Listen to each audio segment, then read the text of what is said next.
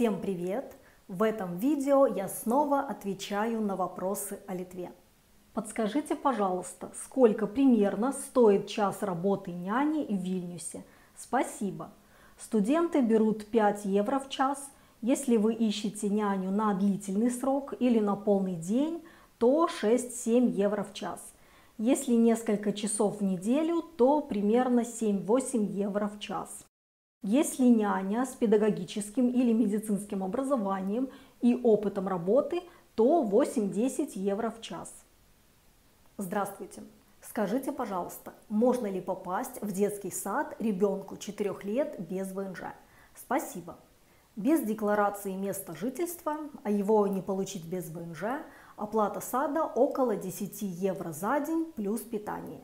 Если один из родителей задекларирован, то около 5 евро. Если задекларировано все, около 70 евроцентов в день. За частный сад придется заплатить 400-500 евро в месяц. Подскажите, пожалуйста, есть ли нормы ввоза на территорию Литвы наземным транспортом детского питания?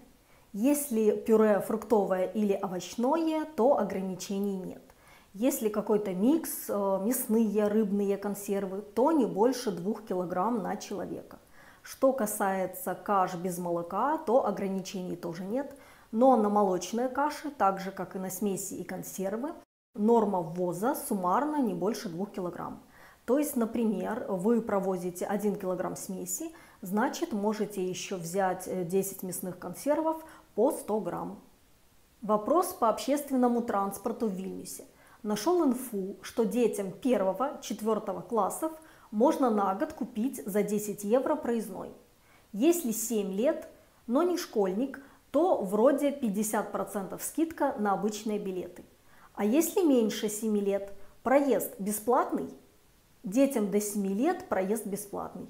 Школьникам с 1 по 4 класс можно приобрести годовой проездной за 10 евро. Для школьников с 5 по 12 класс скидка 80% при покупке долгосрочного проездного и 50% на разовые поездки. Через какой пропускной пункт на границе Литва-Беларусь лучше ехать с маленьким ребенком, чтобы быстрее проехать? Говорят, что с детьми до 3 лет лучше ехать через Лошу. Вообще с ребенком до 3 лет и литовские, и белорусские пограничники пропускают без очереди. Просто едете по встречной полосе до шлагбаума и показываете паспорт ребенка пограничнику, который к этому шлагбауму подходит. Вас пропустят. Здравствуйте! Подскажите какое-нибудь кафе, где 3-летний ребенок может играть, а я заниматься делами. Никштукас, Веркюгатве 27. Еще кафе Вафлю на Мэй и в Чарли Пицца есть детские зоны. В Касса Ла Фамилия целая мини-игровая комната для дошкольников и пицца там вкусная. Подскажите, есть ли в Вильнюсе или рядом что-то вроде хаски-парка, как в Минске? Пообщаться с собаками или другими животными. Есть Нотикю Академия. Академия приключений. Они предоставляют не только общение с собаками, но и организовывают различные мероприятия. Ссылка на их сайт в инфобоксе. У меня такая ситуация. Пошла оформляться в поликлинику, чтобы выбрать семейного врача, а мне говорят, у вас нет страховки. А страховки у меня нет, так как я не работала. Сейчас я беременная. Соответственно, нет страховки, нет бесплатного лечения в поликлинике. Что можно сделать, чтобы быть застрахованной? Если вы проживаете в Литве с мужем, он работает и у него есть страховка, то к ней можно привязать ваших детей и они будут обслуживаться бесплатно. Второй вариант, вам можно открыть ИП, индивидуальную деятельность, платить каждый месяц 51 евро в Содру и обслуживаться в поликлинике бесплатно. Третий вариант, просто оплачивать каждый прием в поликлинике.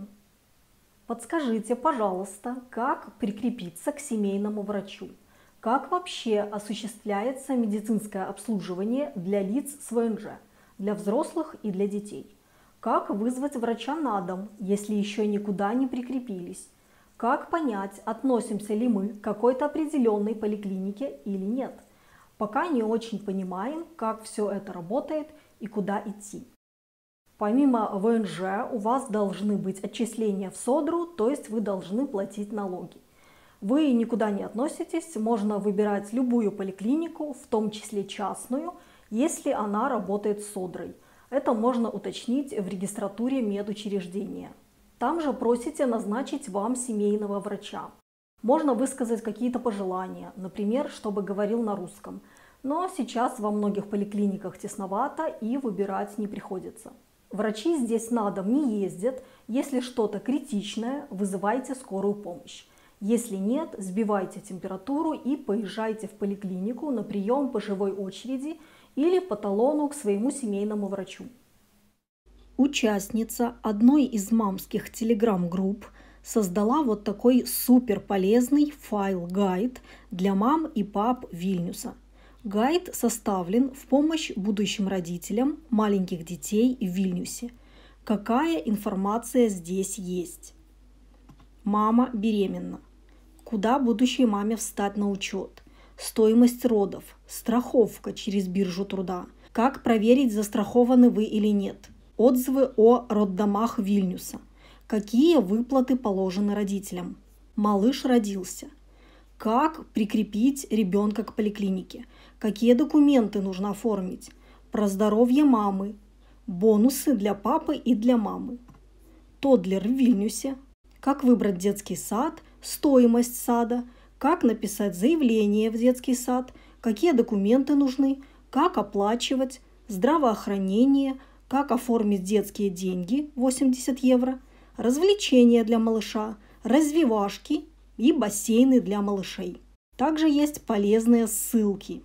Чаты в Телеграме, помощь мамам из Украины, группы шеринга вещей на Фейсбуке, детские товары, игрушки, одежда, книги, бэушные вещи, секонд-хенды и ярмарки, консультанты по грудному вскармливанию в Вильнюсе, няни, стоматологии для детей, отзывы о врачах в Литве, помощь мамам и детям из Украины в Литве и помощь мамам в Украине. Информация периодически проверяется и дополняется. В Вильнюсе открылся прокат детских товаров Тик-Так ЛТ. Необходимые вещи для малышей от 0 до 6 лет и их мам. Ассортимент сайта постоянно расширяется. Весы, лактаторы, качели, коляски, ингаляторы, облучатели, шезлонги, манежи и тому подобное. Если у вас есть дети, возможно, этот сайт будет вам полезен. Дорогие мои, если это видео было полезным, обязательно ставьте мне лайк, делитесь этим видео со своими знакомыми и друзьями, которые проживают в Литве или интересуются этой страной. Спасибо за просмотр, до встречи в следующих видео.